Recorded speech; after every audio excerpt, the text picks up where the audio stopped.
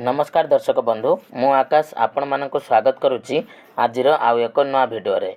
तो राज्यर समस्त चाषी भाई भौणी माने जदि आपण माने सीएम किसान योजनार सहायता राशि पाइबा पई चाहुचंती ताहले आपण मानक पई गोटे बहुत बड़ गुरुत्वपूर्ण अपडेट रहिछि। पूर्वरु आपण माने जानिथिबे जेतेबेले सीएम किसान योजना रे आवेदन हेतिला तो सेतेबेले आपण मानक आवेदन करबा पई हेले सर्वप्रथमे आपण मानक पाखरे राशन कार्ड थिबा दरकार एवं आपण माने कृषक ओडिशा पोर्टल रे निजर समस्त डाटा अपडेट कला परे सीएम किसान योजना रे आपण माने नुआ करी रजिस्ट्रेशन करि पारुथिले। किंतु वर्तमान राज्य सरकार तरफ सीएम किसान योजनार नुआ रजिस्ट्रेशन पई एग्रीस्टक फार्मर आईडी आपण मानक पई मैंडेटरी करा जायछि। अर्थात आपण माने जदि एग्रीस्टक फार्मर आईडी रे रजिस्ट्रेशन करिनांती बा आपण मानक पाखरे जदि एग्रीस्टक फार्मर आईडी नाही ताले आपण माने सीएम किसान योजनार बाद पड़िबे बा नुआ करी जो मैंने आवेदन करने चाहती तो से आवेदन करें ना। तो यार पूर्वतन किस्ती जहाँकि राज्य सरकार तरफ अक्षय तृतीया दिवस में प्रदान करा जायथिला। तो से समय बहुत जन नुआ हिताधिकारी जो मैंने सीएम किसान पोर्टल रजिस्ट्रेशन करते तो से अकाउंट को टंका आसी नाला एवं टंका न आसबार मुख्य कारण थिला जे आपण मानक पाखरे एग्रीस्टक फार्मर आईडी नाही। तो एग्रीस्टक फार्मर आईडी जो मानक पाखरे नाही तो से माने सीएम किसान योजना रे आवेदन करें ना। तो वर्तमान देखंतु सीएम किसान पोर्टल रे आपण मानकर न्यू रजिस्ट्रेशन बंद अछि। अर्थात आपण माने जदि चाषी पंजीकरण उपर क्लिक करूछंती ताले एठी आपण मानकर पोर्टल जाकी नॉट फाउंड बा पोर्टल रे डाटा आपण मानकर अपडेट हेई नै जा फल रे कि सीएम किसान रे नुआ रजिस्ट्रेशन हेई पारु नाही। तेणु आपण मानक पई गोटे बहुत बड़ गुरुत्वपूर्ण अपडेट अछि जे पीएम किसान योजना रो टंका जोटा कि 20 तारिख रे मिलिबा परे बहुत जनकर कमेंट थिला जे हमर पीएम किसान योजना रे टंका मिलुची किंतु आमे निजर सीएम किसान योजना रे निजको रजिस्ट्रेशन करि पारु नाहु बा शामिल करि पारु नाहु। या सहित बहुत जनकर कमेंट मध्ये थिला जे आमे सीएम किसान योजना रे टंका पाउछु आ केमिति पीएम किसान योजना को हमर नाटी कन्वर्ट हेबो बा डाटा कन्वर्ट हेबो जा द्वारा कि आमे सीएम किसान एवं पीएम किसान योजना रो टंका पाई पारिबो। तो आजिर ए विषय में आपण मानक ए भिडियो रे कहबी। तेणु भिडियोटी को आरंभ करबा पूर्व जदि आपण माने चैनल को प्रथम करी विजिट करूचंती ताले भिडियोटी को लाइक करिवे एवं चैनल टी को सब्सक्राइब करबा सहित पाखर थिबा बेल आइकन को क्लिक करी ऑल रे सेट कर देबे। तो देखंतु पूर्व जो नियम थिला से समय आपण माने कृषक ओडिशा रजिस्ट्रेशन जोटा कि आपण मानक नाम रे जमी थाउ बा न थाउ बा आपण मानक परिवार रे जहां नाम रे जमी थिले मध्य आपण माने सीएम किसान योजना रे रजिस्ट्रेशन कृषक ओडिशा पोर्टल माध्यम रे करि पारुथिले। किंतु वर्तमान एग्रीस्टक फार्मर आईडी आपण मानक पई दरकार पडुची। एग्रीस्टक फार्मर आईडी पई आपण मानकर निज नाम रे जमी रहबा आवश्यकता रहिछि।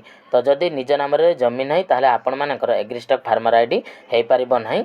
एवं वर्तमान जो नुआ नियम मध्य करा जायछि जे आपण मानकर सीएम किसान रे जो पोर्टल टे ओपन हैला परे जदि आपण माने एग्रीस्टक फार्मर आईडी रजिस्ट्रेशन करिसेंती एवं नुआ आवेदन करि देउचंती ताले ऑटोमेटिक आपण मानको पीएम किसान योजना रे शामिल करा जिवो। अर्थात आपण मानको आ पीएम किसान योजना रे आवेदन करबा पई पड़िबो नाही।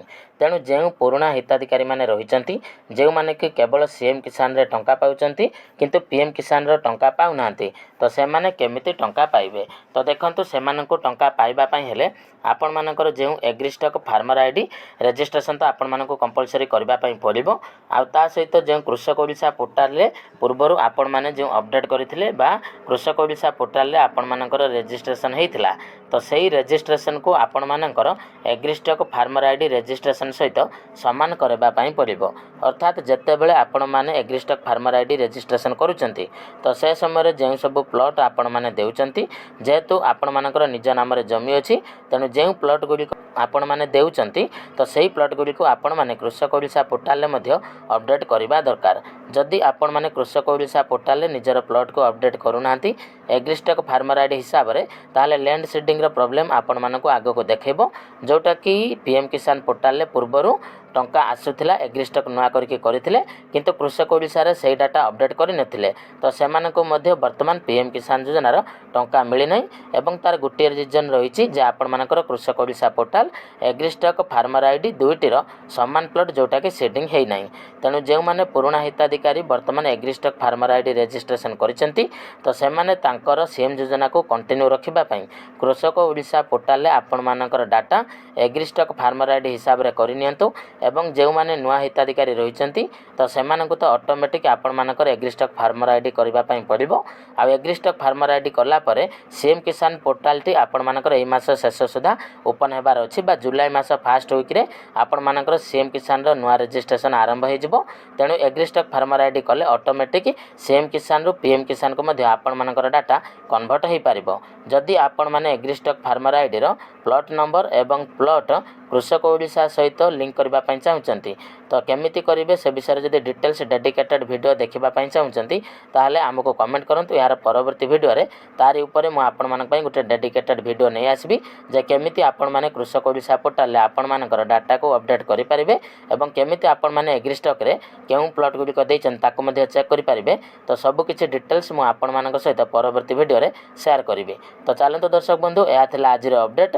ମୁଁ ଆଶା କରୁଛି ଯେ ଆପଣମାନଙ୍କୁ ଏହି ଭିଡ଼ିଓଟି ନିହାତି ଭାବେ ଭଲ ଲାଗିଥିବ। ଯଦି ଭିଡ଼ିଓଟି ଆପଣମାନଙ୍କୁ ଭଲ ଲାଗିଥାଏ ତାହେଲେ ଭିଡ଼ିଓଟିକୁ ଲାଇକ୍ କରିବେ, ଚ୍ୟାନେଲକୁ ସବସ୍କ୍ରାଇବ୍ କରିବେ। ତେବେ ଚାଲନ୍ତୁ ଦର୍ଶକ ବନ୍ଧୁ, ଆଜିର ଭିଡ଼ିଓରେ ଏତିକି। ପୁଣି ଦେଖା ହେବ ଆପଣମାନଙ୍କ ସହିତ ଆଉ ଗୋଟେ ନୂଆ ଭିଡ଼ିଓରେ ନୂଆ ଟପିକ୍କୁ ନେଇକି। ତ ସେତେ ପର୍ଯ୍ୟନ୍ତ ବିଦାୟ ଦିଅନ୍ତୁ। ରହୁଛି ଜୟ ଜଗନ୍ନାଥ।